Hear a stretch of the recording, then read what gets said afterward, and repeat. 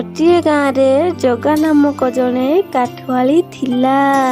ସେ ବହୁତ ଗରିବ ଥିଲା।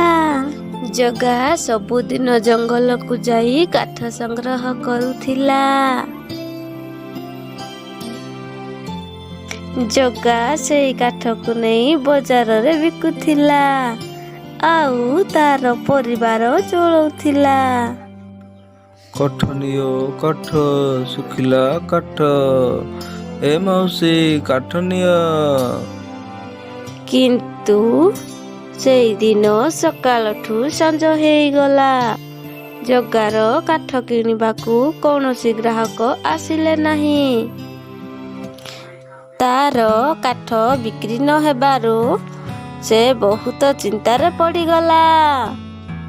ଠିକ୍ ସେତିକି ବେଳେ ଜଗାକୁ କାନ୍ଦିବାର ସ୍ୱର ଶୁଭାଗଲା। ଆରେ ଏହି କାନ୍ଦିବା ସ୍ୱରଟା କେଉଁଠୁ ଆସୁଛି?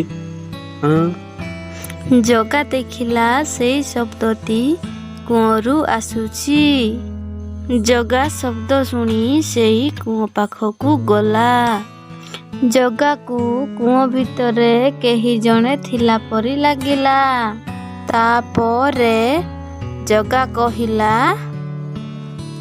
କିଏ ଅଛି କୂଅ ଭିତରେ? ମୁଁ ତୁମକୁ ବାହାର କରିଦେବି।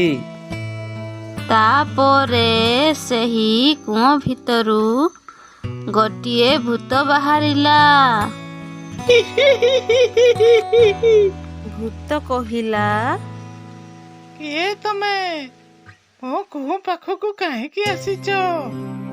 ଜଗା କହିଲା, ମୁଁ କାଠ ବିକିବାକୁ ଆସିଥିଲି। ଜଗାକୁ ଭୂତ କହିଲା, ମୁଁ ତୁମକୁ ଗୋଟିଏ ପେନ୍ସିଲ ଦେବି। ସେହି ପେନ୍ସିଲରେ ତୁମର ସବୁ କଷ୍ଟ ଦୂର ହୋଇଯିବ। ସେହି ପେନ୍ସିଲରେ ତୁମେ ଯାହା ଚାହିଁବ ତାହା ତିଆରି କରିପାରିବ। ତାହା ସତରେ ପରିଣତ ହେବ। ତାହା ଥିଲା ଗୋଟିଏ ଯାଦୁଇ ପେନ୍ସିଲ। ସେହି ପେନ୍ସିଲ ଦ୍ୱାରା ଜଗାର ସବୁ ଆଶା ପୂରଣ ହେଇଗଲା।